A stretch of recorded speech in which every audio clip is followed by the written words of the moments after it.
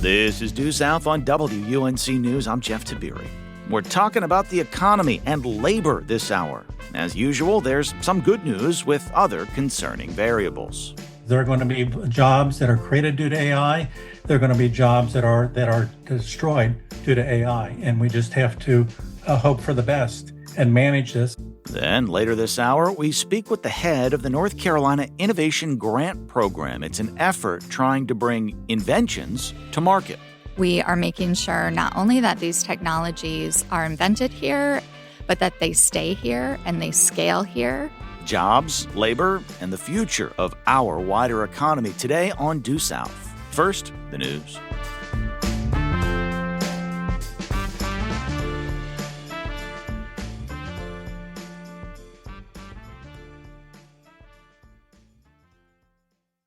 Hi there. I'm Leonida Inge, host of Due South. Thanks for listening and supporting our podcast. We work smart to bring you the best North Carolina and the South have to offer, from the latest in state politics to important voices in race and Southern culture.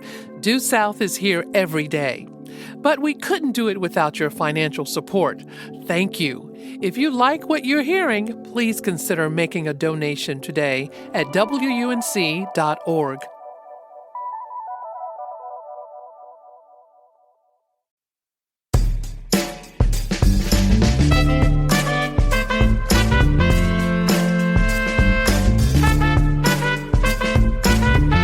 From the American Tobacco Historic District in downtown Durham, this is Due South on listener-supported WUNC. I'm Jeff Tabiri. Take a pulse of the American labor market, and you're likely to find mixed, if not complicated, or ostensibly contradictory results. Unemployment is down. Inflation is up. AI is the X factor. Confidence in the jobs market is, well, perhaps very much dependent upon whom you ask. From recent college grads struggling to find employment to members of Generation X who have seen investment and retirement accounts continue to soar, the labor sector and, in turn, larger economy can provide very different results to different populations. Here to help us better understand some of what is happening are Michael Walden, economist and distinguished professor emeritus at North Carolina State University, Brian Gordon, business and technology reporter at the News and Observer, and Andrew Berger-Gross, senior economist for the North Carolina Department of Commerce. Michael, Brian, Andrew, welcome to Due South. Yeah, thanks for having us. Thank you. Thanks all for being here. All right, let's bifurcate this thing to begin. From each of you, please, one good labor or jobs indicator, and conversely, one in the ethos right now that gives you concern. Could be national or North Carolina specific. Professor Walden, let's start with you. Well, the good is particularly if you're in North Carolina, we have job growth, and nationally we're also seeing job growth. The bad is that we have a lot of uncertainty in the future job market, as you mentioned, with AI, and I think that's stressing a lot of new workers. Brian? Yeah, I think with the good, and it was just this month, we have a very ambitious economic project for Jet Zero, an aviation startup, to try to create a massive manufacturing plant in Greensboro. The idea of the startup is to really revolutionize what passenger and even defense planes look like, and if it hits its goals, which is always a tremendously huge if, it would create the largest jobs project in North Carolina recent history in the Piedmont. Something that I think gives me some pause, just as somebody who covers state incentives and the ones we give out, it does seem like 2026, there have been fewer of those announcements. There's kind of a regular meeting where they give these incentives, and I'd say of late, there have been more of a trickle than a stream. Okay. And Andrew, what's a thumb up and a thumb down from your seat? Here in North Carolina, we have a remarkably low unemployment rate. Chances are, if you have a job right now, if you're employed in this economy, you've got a pretty good chance of holding on to that job, historically speaking. On the bad side, for those who are unfortunate enough to be without work, it has gotten progressively more difficult to find a job. Both in North Carolina and nationwide, the duration of unemployment is getting longer and longer. If you lose your job, it's taking you longer to find a new one. Here in North Carolina, looking at data on unemployment insurance recipients, those who were laid off from their job. For for no reason having to do with their conduct, they are having a harder and harder time returning to work. It's taking them longer and longer to be reemployed. So if you got a job, thank your lucky stars, because it is a very difficult job market out there for those looking for a new position. Professor Walden, if you would go next level on the on the unemployment rate, rather. What is your analysis, top line, of the present numbers from the North Carolina lens? Well, they're reasonably good, around 4%, I think, the last time I saw it. I think, again, the concern is going to be where we're in the future. And maybe I'm getting ahead of the discussion here, but AI, of course, is on everyone's mind, every business person's mind. A lot of business people, I think, have, if they're not hiring or if they're delaying hiring, it's because they just don't know what's going to happen to their market because of AI. So anytime we have a massive technological change, and this is a massive technological change, probably bigger than 20 or 30 years ago when we had the tech age put upon us. Mm-hmm. We just don't know what is going to happen. I mean, if someone says, "Oh, I know exactly what's going to happen," don't believe them. I mean, I think there'll be pluses and minuses. I think clearly AI is going to improve productivity, which is good for the consumer because that tends to mean lower prices. But on the other hand, we just don't know what the number and what kind of employees we're going to need. Brian, I guess let's roll a step further or in a different direction as it pertains to AI. It strikes me, the total layperson here, that we're relatively early in the AI conversation. Of course, all sorts of conversations, all sorts of concerns, all sorts of things starting to materialize. What can we put our hands on? What have you put your reporting on here in North Carolina? What do we know about AI thus far in North Carolina? Yeah, I think the job impact is already here. It's not like a hypothetical or will it be coming. I think my vantage point is often with startups because they're a lot easier to talk to the CEO by just finding their number online versus how AI is really impacting the higher levels of a Fortune 500 company. And yeah, from the startup level, they talk about if this project was being done 2 years ago, 3 years ago, we would have hired 6 developers with Claude Code. With these other models coming out, we need 1, we need 2. And so there's definitely a type of work that, especially entry level, that is being impacted by this shift. And now will this technology create new jobs that didn't even exist 5 years ago? Perhaps, but I think that takes time. And there are definitely people, at least from what I can see in smaller operations that have spoken to me, that are just hiring less. Professor Walden, from your seat on the AI front, can you place North Carolina in the continuum of U.S. states? How is it impacting us from a labor standpoint relative to other states, if we can even discern that at this point? Well, 2 things. First of all, I do want to compliment Governor Stein and his folks in getting ahead of this. This was something I've been talking about for years that we needed to get ahead of it, and he has done that. So he deserves compliments for that. AI is fundamentally, if you think about technological changes over the last 50 years, we tend to think about them technological changes that substitute machines for physical power. I mean, people in the factories, instead of workers doing everything, moving everything by muscle, by arms and backs, et cetera. It's all done by conveyor belts, et cetera. AI is different. It's a replacement for cognitive ability. That's why I think a lot of college students are concerned, because they understand that AI is a cognitive technology, not a physical technology. And that's totally different. That's totally different than what we've seen over the last, as I said, 50 or maybe even 100 years. So this is going to be a much newer kind of technological transformation. And we just don't know.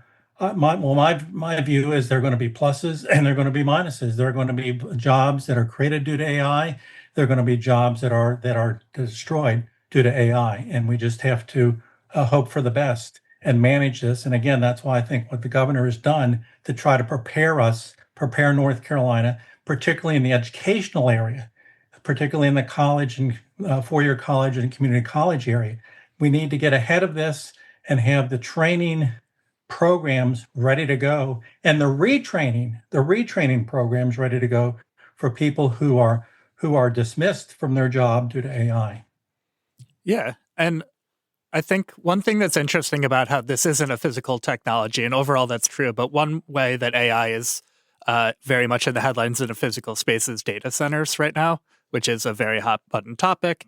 I think in terms of jobs, at least short term, and the long term trajectory of data centers are hard to know, but it is bringing jobs. With Corning is one of the fastest employers in North Carolina right now. They make fiber optic cables that service data centers. Siemens, when they made an announcement in Wake County, a bunch of people called to complain because they thought Siemens was building the data center when they're really just supplying nationwide infrastructure for it. So what that means 10 years, 15 years, if jobs are completely transformed, I'm not sure. But there is, at least we make things in North Carolina, I think, pretty well manufacturing. And there is that manufacturing side of AI that I think could offset some. We're coming up on a break here in a moment, but Andrew, I want to turn to you before we do that.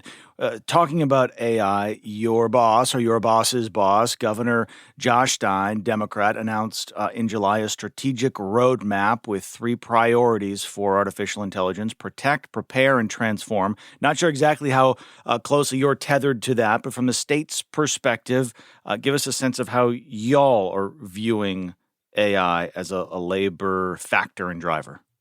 A major factor, a potentially transformative factor, but a factor which at this point in time, there's a lot of uncertainty around. I think the example of software developers is useful to talk about. So for the last several years, software developers has been talked about as one of the occupations that's probably going to be the most susceptible to disruption from artificial intelligence.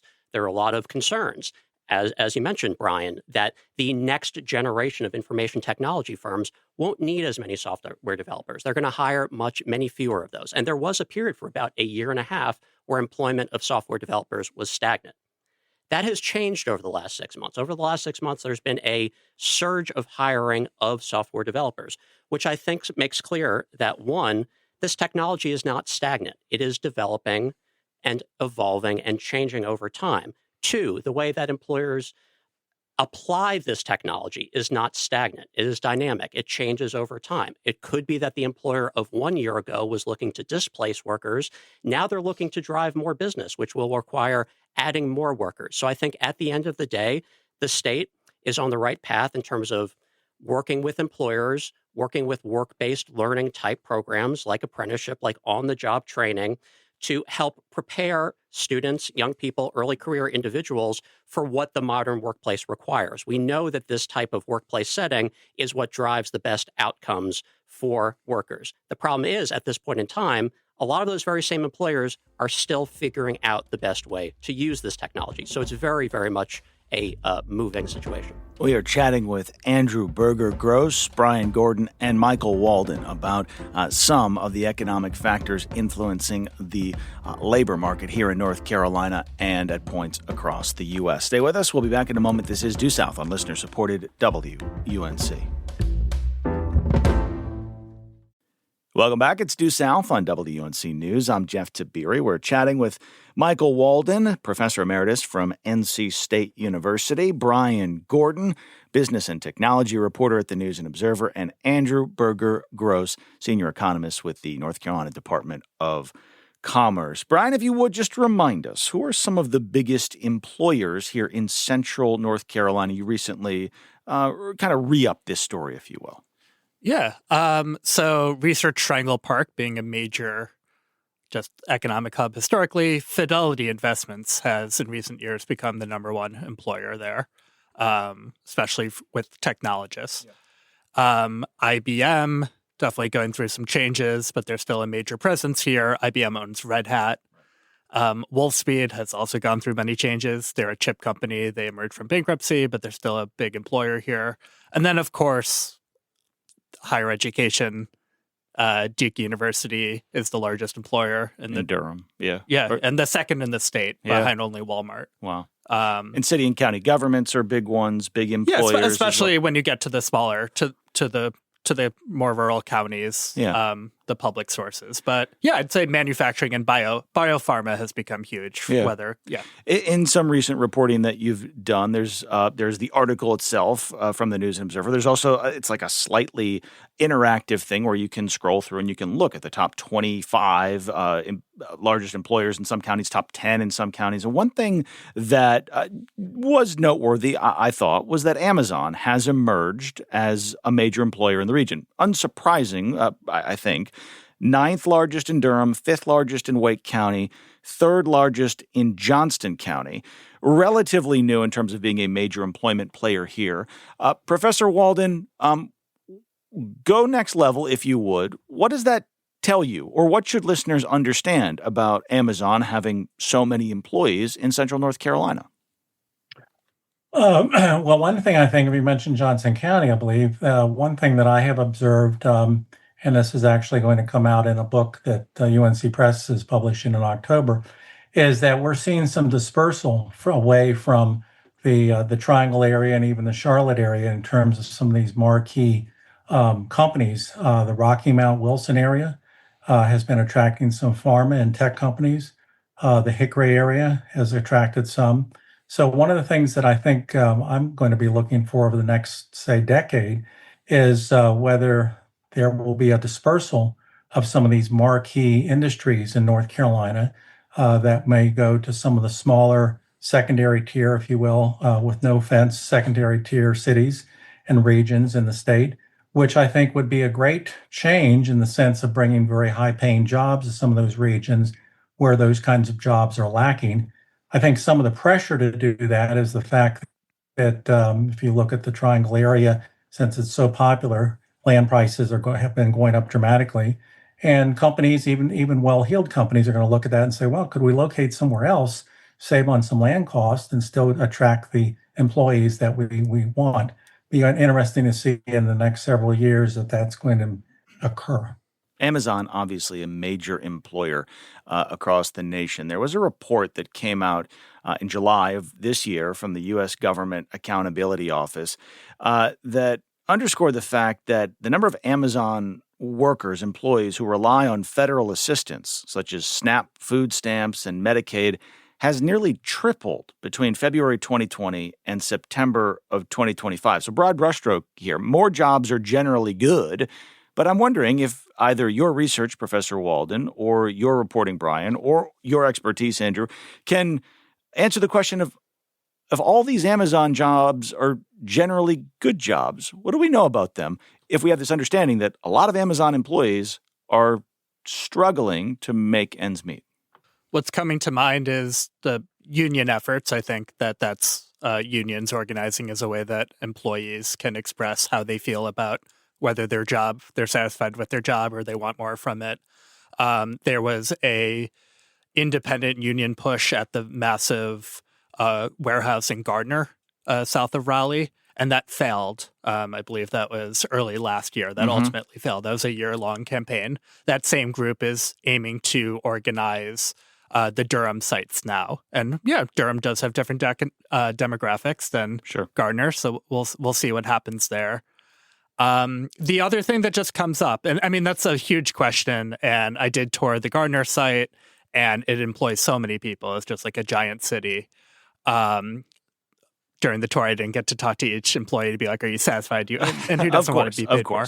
The other thing that just comes to mind, and I wonder how Amazon counts them, is all the different contractors, like the people who wear Amazon uniforms and drive Amazon-labeled trucks. Amazon technically often doesn't count them as employees. And that those people could be self-identifying when they go and get federal benefits. Is that what you're alluding to? I just mean in terms of, I think that's like that whole other kind of bucket of, I don't actually know whether data points count them as employees or not, but they're within the Amazon ecosystem. Yeah. And so just to be mindful that those people are out there, whether they're showing up on the state or federal data or they are counted as they're technically contractors. Professor Walden, what can you add to that comment?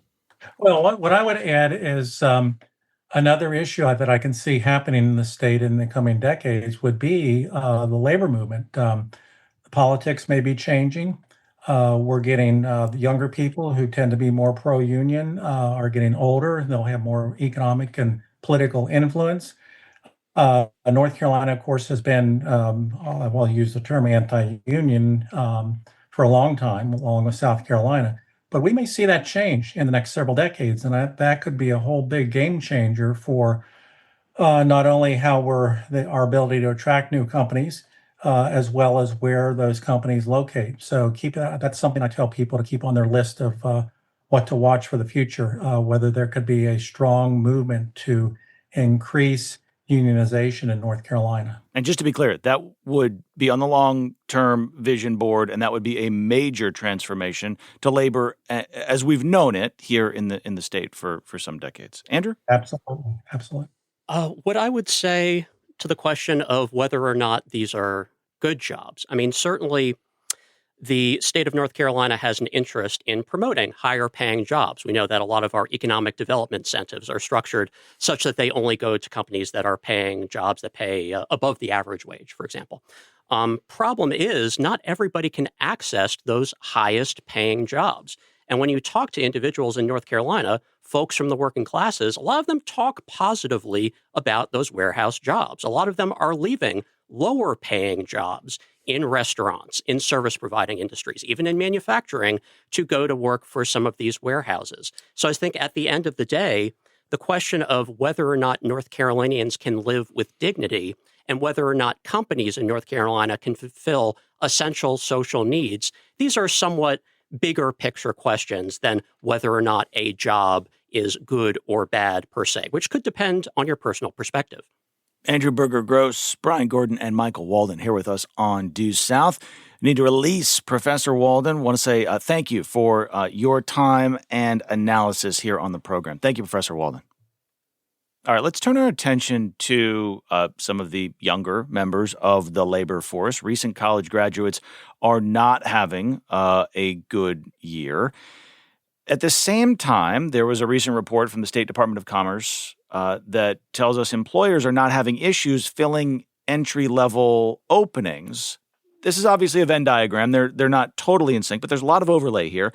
Go a little bit deeper. What is this story, or what do these two things tell us? These two pieces of evidence are perfectly consistent with each other. A labor market that is more difficult for entry-level workers, where you have a surplus of entry-level workers looking for a smaller number of entry-level jobs, that's going to be advantageous to employers. Employers are going to say, oh, I'm having an easier time hiring people. Great. Folks getting out of college are having a harder time finding work. We know this from a variety of data sources.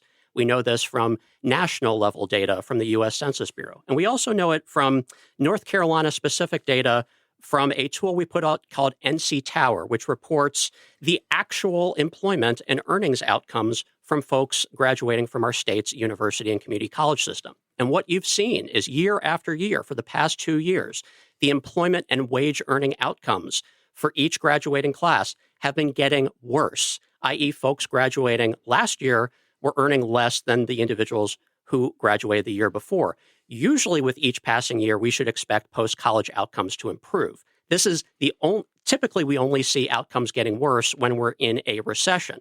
Obviously, the economy more broadly is in a recession, but the labor market for early career workers, including those just graduating from college, is unambiguously in something that looks like a recession. And to widen the net a little bit, please push back if this is not right, but by and large, wages have not kept up with inflation. This is, I think what I'm hearing is this is particularly acute for recent college grads, but it's by and large true for many, if not most people in the labor force. Nominal wages have been going down, i.e. the dollar amount that recent college graduates are seeing on their paychecks has gone down for 2 years in a row. Of course, the big question is what is driving this? There's a lot of speculation that artificial intelligence could be playing somewhat of a role in foreclosing that first step on the career ladder for a lot of folks getting out of college. But there are a lot of other things that have been happening in the economy the last couple of years that have slowed hiring. We have higher interest rates. We have a more uncertain policy environment. We have all the difficulties associated with the ramp up of working from home and hybrid work arrangements. All of these might themselves explain the difficulties that recent college graduates have had in the labor market. And we also have some reason to believe that hiring might pick up in the year to come, all of which is to say that this is a fast-moving situation, and no part of it can we necessarily attribute to AI itself. Yeah, I'd be curious because you hear at some of these economic forums, employers say it's still hard to hire.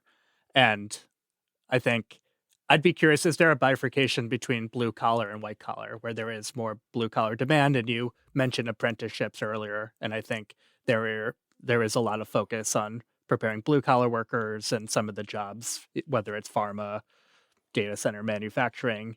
So do you see sort of two lanes between blue collar and white collar? I will say two things. One, employers are always saying that they have a hard time finding employees. They said that during the depths of the Great Recession when we had hundreds of thousands of unemployed North Carolinians.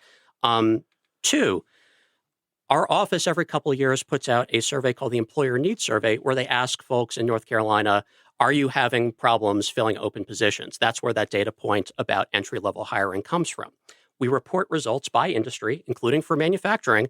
Manufacturers are also having an easier time finding entry-level employees than they have in the 10 years that we've been conducting this survey. So it's not sector-specific. Let's stick with manufacturing for a moment because there's, of course, plenty of discussion there. There has been a thought from some that manufacturing jobs could increase. There's obviously been this longstanding effort by the Trump administrations to foster and implement tariffs with part of the stated goal, to bring back more manufacturing jobs. You have looked at this, Andrew, and Yes.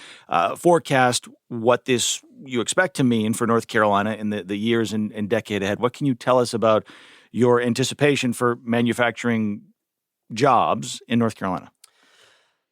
So another perennial thing that we're always hearing is that manufacturing is coming back. I started in this job in the year 2013, and today you look at the number of people employed in manufacturing in North Carolina, basically has not changed over the last 13 years. This is during a period of time when, of course, our economy, our labor force, our employment have been growing in leaps and bounds. Question is, what will the future bring? We've seen a lot of evidence of optimism among manufacturing employers in our region and nationwide. In surveys of manufacturing sentiment, we're seeing higher rates of hiring intentions than we've seen since at least 2021. I think that this is a positive side for individuals who are looking to get into the manufacturing field. At the same time, when you look at the objective data on actual hiring occurring, it is still negative. We are still losing jobs over the year in manufacturing, and we are still losing jobs in almost every subsector of manufacturing except for one. Electronic equipment and appliances, which is what battery manufacturing falls under. So the Toyota plant near Liberty, an unmitigated success story. Every other area of manufacturing, we see either sluggish growth or job losses. And go ahead, Brian. Oh, yeah. And I think just what at minimum is an obstacle from what I see is just the whipsawing of Trump 1 to Biden to Trump 2 in terms of, like, I started 4 years ago at this role. So Biden administration, green economy, all these lithium-ion battery projects, EVs. EV is the future. And it just felt like, okay, North Carolina will be. And it was hard to envision that not being the future. Now, 4 years later, it's not the future. And policies were ended and changed. And now it's defense. And so now maybe you are saying, okay, yeah, we do intend to hire tremendously for defense. Maybe the next administration, political sentiment with geopolitics makes that feel very foreign 4 years from now, too. And now it's something else. So I do think what I've heard from some policymakers is that the federal government has always had a role, always, like, it's so big that it does have a role. But the impact it's had on state level jobs has increased in recent years. Brian Gordon is a business and technology reporter for the NNO. Andrew Berger-Gross is senior economist with the Commerce Department at the state level. I want to pursue this line of questioning here, and if it ends up going in the trash, we can go in a different direction. But there are perceptions about the economy. There's polling, and it's generally, from what I've seen and consumed recently, it's not particularly good. It doesn't quite fall in line with some of the actual indicators. If you would, tell us about the data and the public perception, where they're together and where there is kind of a disconnect that might not be all that founded? So there has certainly been an emerging disconnect between what we see in surveys of consumers, surveys of individual level economic sentiment, and what we're seeing in the broader economic numbers. I think it's always useful for me as an economist to try to decouple the two. What I'm trying to do for the people of North Carolina, for the people I serve, is help them understand what is happening in this big, giant breathing machine we are calling the economy. What is it doing well? What is it doing poorly? Is it ill? And if so, what is the source of its ailments and what can the government do to address those? Then there's how people are feeling about the economy, which could be a combination of the performance of the economy as well as just what they're seeing in the world around them. Maybe they see a lot of inequality. Maybe they see a lot of uncertainty. Maybe there's a lot of things happening to them outside the realm of economics that are making them feel pessimistic about every aspect of their life, including their financial life. I think that's a serious social problem that the public sector needs to address. Obviously, it's a political problem for our elected representatives, but it shouldn't allow us to cloud our perception of the economy. The economy is not in recession. It has problems. Some people are suffering. Some people are doing quite well. There's no evidence right now that our economy is on the precipice of a collapse, even though a lot of individuals might feel like their personal lives are collapsing. And I do want to just go second level on this, which is the economy oftentimes is tied to presidents, and often and more often, it's not actually tied to the president. That's just our perception, right? Like good things can happen with bad policy. Good things happen with good policy and vice versa. Absolutely. All right. And policy from 10 years ago could be correct. Now. Yeah. Takes a long policy doesn't immediately have impacts. All right, guys, we are almost out of time. We're going to try to end on a forward-thinking, optimistic note. If you can slip it into 30 seconds or so, that's great. What is something that you're optimistic can play out between now and the end of 2026 of positive impact, and not something of note, something of moderate to significant impact on the economy that you think realistically could be seen here in the second half of 2026? Andrew? I'll just provide a quick anecdote. So as you might tell from my accent, I was not born and raised here. I was born and raised in New York City, but I've made my adult life here in the state of North Carolina. When I tell people I'm from New York City originally, they say, that's a place I'd like to visit. When I tell them I live in North Carolina, they say, that's a place I want to move. So whatever's happening in the national economy, the world around us, I'm very bullish on the case for North Carolina. There's no place I'd rather be. Yeah, it's longer than just the end of the year, but our population's growing, and whether it grows at the same rate, I know there's some discussions about that, but why is Amazon growing here? It's because, one, we have workers, and two, we have people who want to buy from Amazon because more people are just here. And so compared to other states, it's still, I think, good to bet on North Carolina. And I'd love to get a baseball team too. So I think Major League, go Bulls, but Major League would be new level, different level. So I think getting a little bit more momentum on that could be cool by the end of the year. Andrew Berger-Gross is senior economist for the North Carolina Department of Commerce, and Brian Gordon is business and technology reporter at the News and Observer. Guys, thanks for the conversation. Yeah, Thank you. Thank you so much. More Due South in a moment, right here on WUNC News.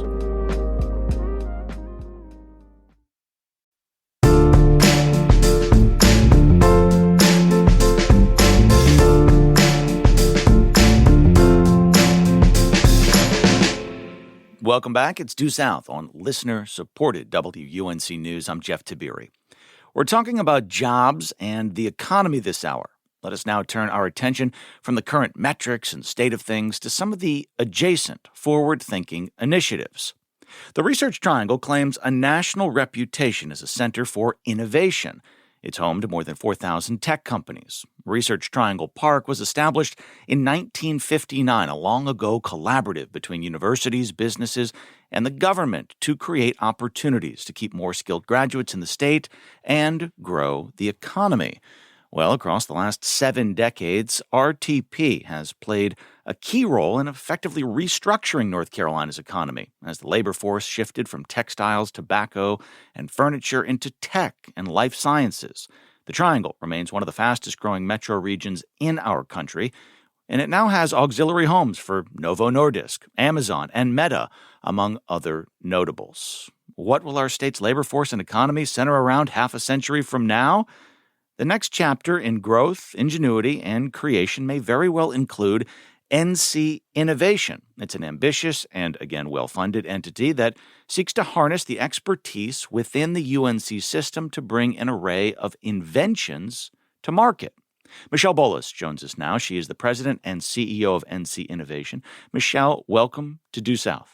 Thank you so much, Jeff. Really happy to be here with you today. All right, broad brushstroke to start. Yes. What is the framework of this NCInnovation apparatus? I said inventions to market. That's fairly opaque, but take it away. Thank you. So NCInnovation is a public-private partnership that was launched in 2023 through the work of some forward-thinking business and members in the General Assembly, business leaders, and legislators who see that the future is really going to be based on our ability to solve problems close to home with technologies that are moving quickly to market and able to meet both consumer need as well as the needs of our economy. Okay.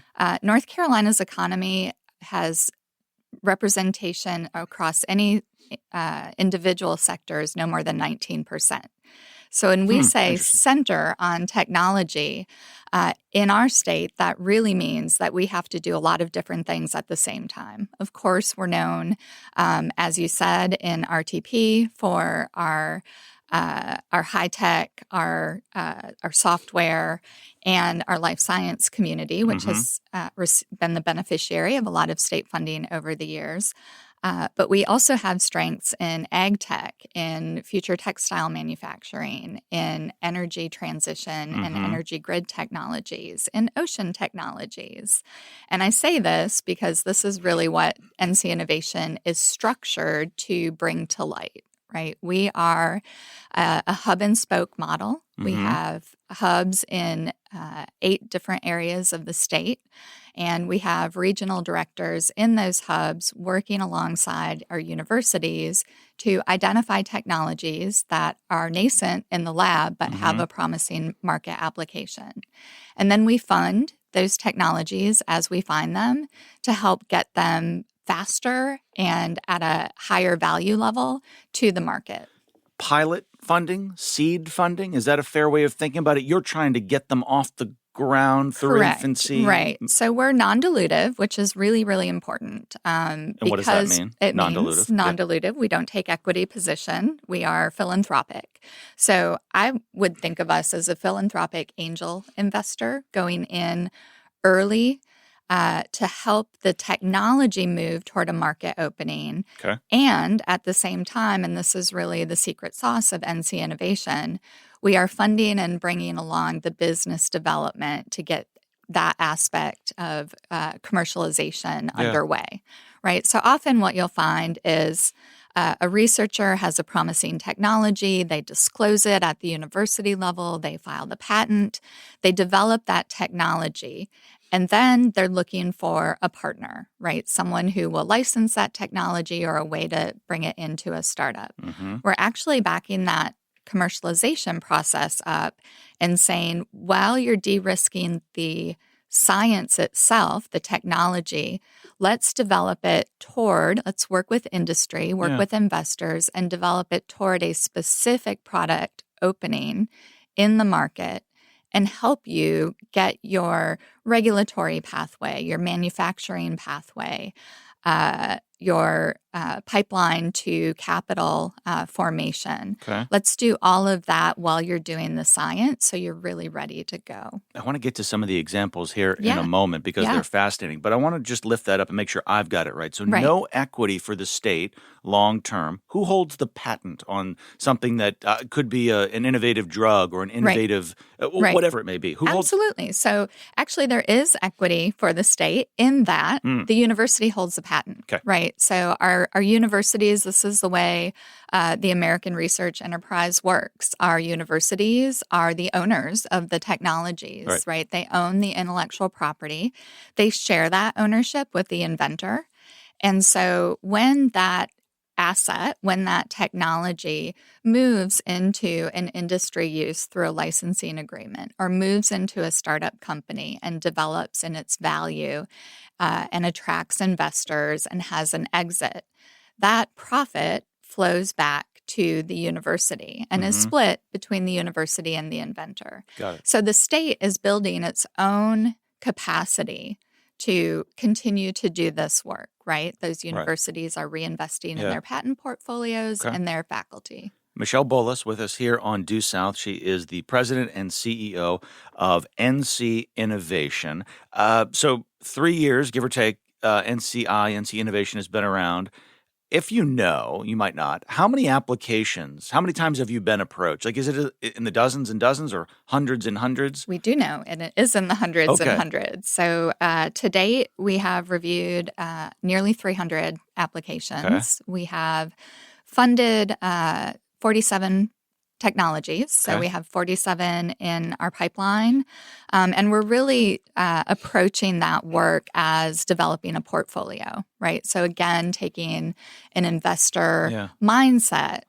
And how many of those 47 now have considerable private investment and are moving to commercialization at this point, if we know? It's a continuum, of course, but all of them should be moving toward commercialization, sure. But just to give you a quick indicator, right? We're a little too early in our development to say we have firm stats, but we have indicators of where we are headed, and those indicators include startup formation and job creation. And so of those 47 projects that we've funded, 25 currently have startup companies. Oh, wow.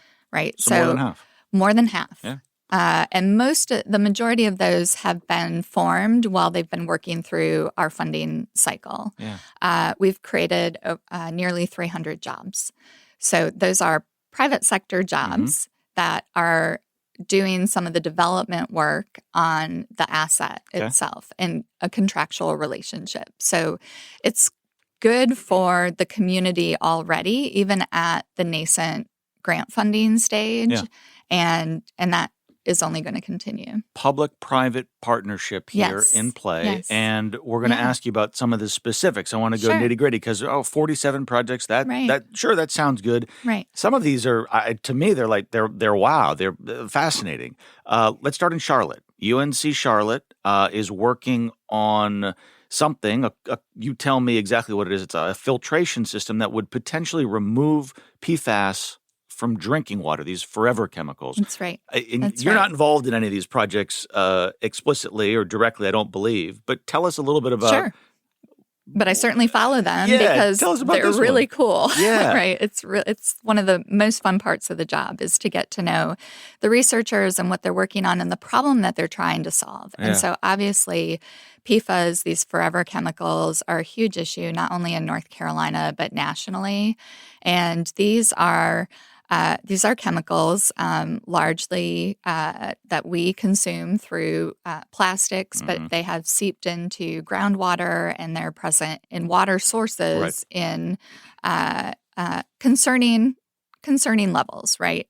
And so there's all sorts of research underway across many, many institutions to deal with this issue, and it's going to take that. And I think that's one of the things about innovation is that we need a lot of inventors sharing and getting their ideas into the space based on their technologies. So we're working with a researcher in Charlotte who is a material scientist, and he's really looking at a consumer point of interaction with these chemicals. And so he has developed a substrate that can go into existing water filtration systems and essentially remove the PFAS from the water at that filtration point, right? So, but the really fun thing about this project is that he has partnered with a manufacturer in Union County. So Union County, which edges up to Mecklenburg, Yep.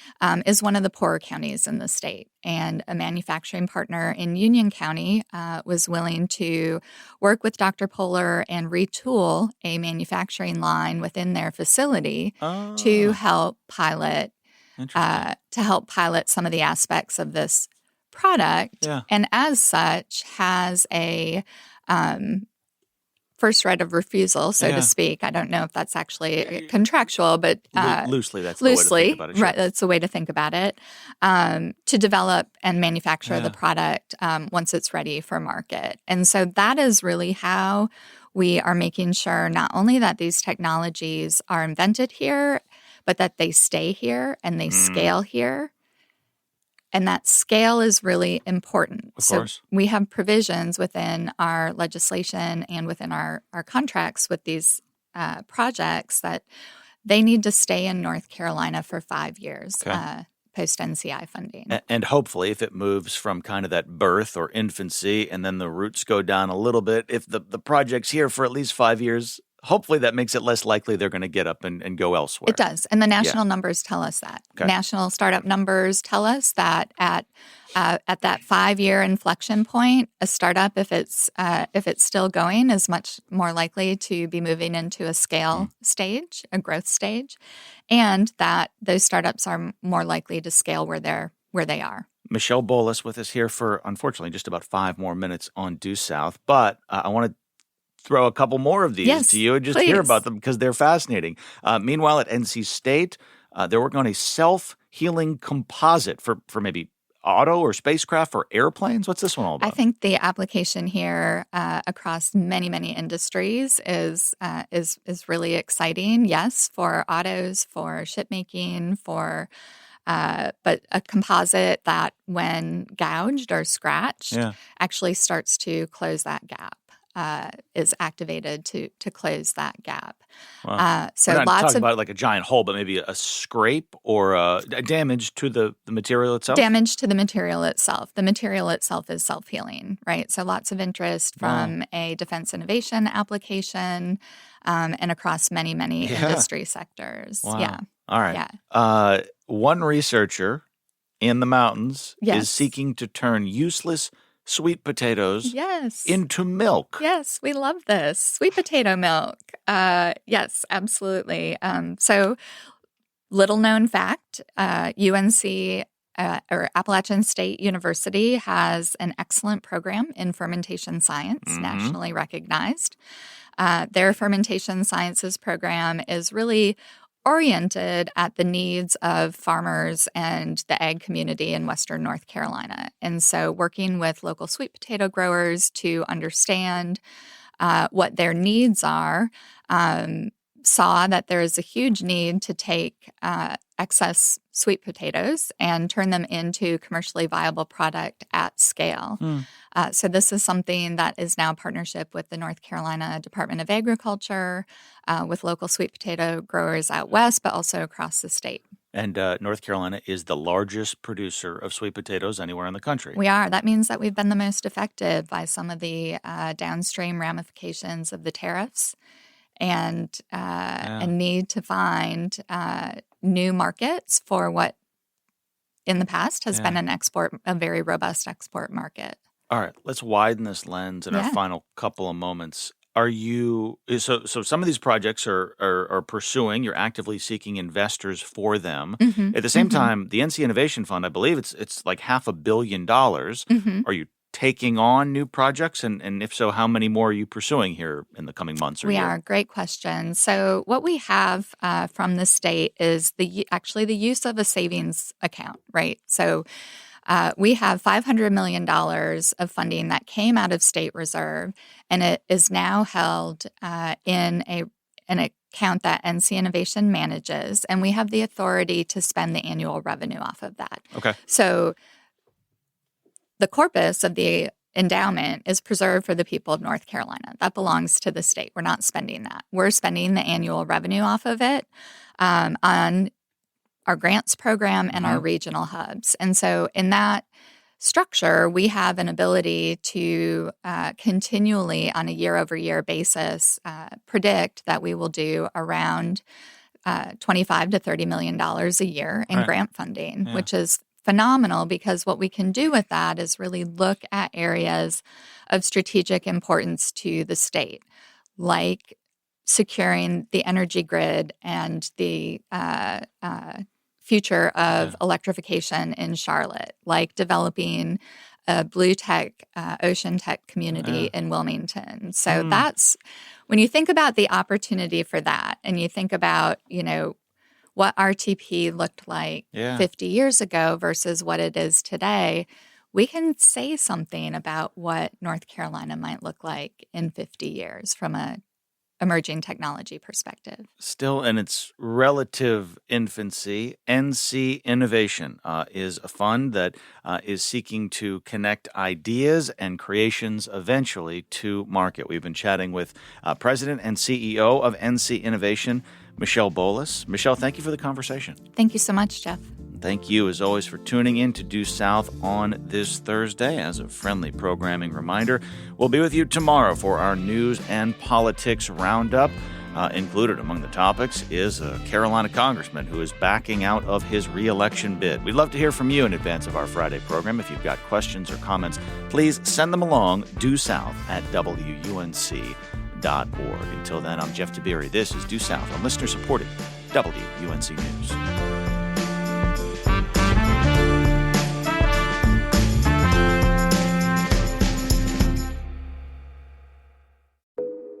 Each story you hear on Planet Money starts with a question. What happens if we refund tariffs? Why are groceries so expensive? At NPR, we stand for your right to be curious, because the forces shaping our world can be hard to see. Follow NPR's Planet Money wherever you get your podcasts and start seeing how the economy really works.